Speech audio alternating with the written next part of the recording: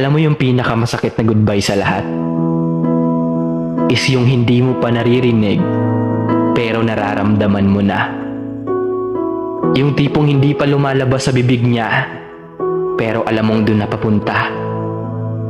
Yung tipong gusto mo pa sana, pero wala ka nang magagawa kasi ayaw niya na.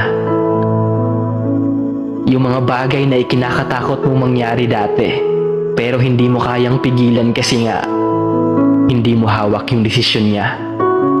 Pero ganoon naman talaga, di ba? Kahit gaano nyo pa kasaya dati, kung hindi talaga kayo para sa isa't isa, maiiwan ka talagang mag-isa. At wala ka nang magagawa doon.